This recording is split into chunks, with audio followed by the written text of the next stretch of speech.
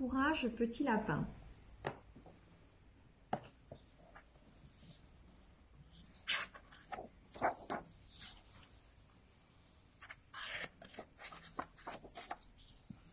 Martin était un petit lapin très sage. Il aimait tricoter, lire, boire du chocolat avec son amie Rosie. Tous les soirs, elle lui racontait ses plongeons avec les loutres, ses courses avec les cerfs ou ses terribles rencontres avec les loups. Mais chaque fois qu'elle lui demandait « Tu viens avec moi demain ?» Martin répondait « Non, j'ai affaire dans mon terrier. »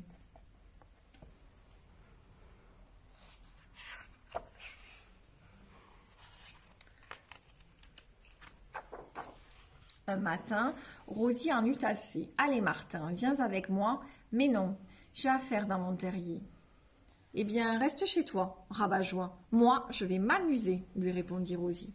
Et elle sortit en claquant la porte.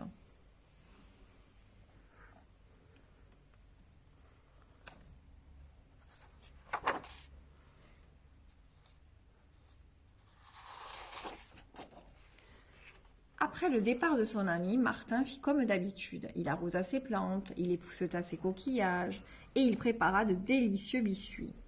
Mais quelque chose clochait. Il était triste que Rosie soit fâchée contre lui. « Je dois lui parler, tout de suite, » se dit-il. Il y avait juste un petit problème. Rosie était dans la forêt. Pour la trouver, Martin n'avait pas le choix. Il devait partir à l'aventure. Il glissa dans son sac un masque, un tuba, une lampe torche et une boîte de biscuits. Puis il mit le nez dehors, tout autour de lui. Il entendait des bêtes courir, bondir, grogner et siffler. « Oh là là, je vais me faire manger par les loups !» gémit Martin qui tremblait de la queue aux moustaches. Il inspira profondément et appela « Rosie !» Rosie ne répondit pas. Mais d'autres animaux vinrent à lui. « Tu cherches Rosie ?» demanda une loutre. « Elle nage sûrement dans la rivière. »« Je l'ai aperçue ce matin, » dit un cerf. « Elle galopait avec mon troupeau. »« Moi, je l'ai vue près de la tanière des ours, » ajouta un renard. « Brrr, il n'y a que Rosie pour aller par ici. Fais comme elle, et tu finiras bien par la trouver, » dit une souris. Martin décida de suivre son conseil.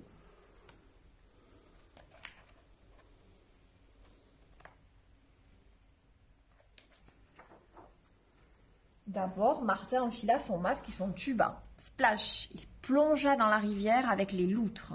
Sous l'eau, il rencontra des escargots, des poissons, des grenouilles acrobates, mais pas de Rosie. Puis Martin monta sur le dos du cerf. Waouh! Ils filèrent sous les arbres, dans la forêt. Martin rencontra des écureuils, des moineaux, des papillons aux 1000 couleurs, mais pas de Rosie. Martin entra dans une tanière. Ouh! Sous terre, il rencontra des chauves-souris, des araignées, des ours endormis, mais pas de Rosie.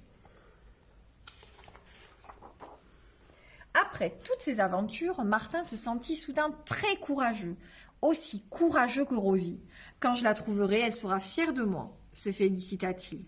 Mais d'abord, un petit goûter pour reprendre des forces. Il allait ouvrir sa boîte de biscuits quand il entendit un cri. « Recule, gros loup !» Les oreilles de Martin se dressèrent. C'était la voix de Rosie. Oh non, un loup affamé voulait la dévorer.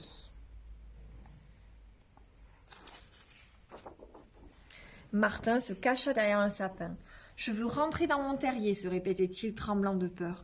Mais il ne pouvait pas laisser son ami se faire dévorer. Il se mit à crier « Non, ne mange pas Rosie !»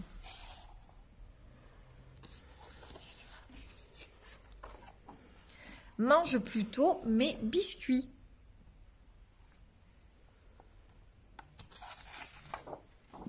Le loup fut très surpris. « Des biscuits ? Pourquoi pas ?» dit-il, et il les goba tous d'un coup. Puis, rassasié, il s'endormit. « Martin, tu as été incroyable, » dit Rosie à son ami. « Quel courage ! Rentrons dans ton terrier, nous avons mérité un bon goûter. » Avec plaisir, lui répondit Martin. Mais d'abord,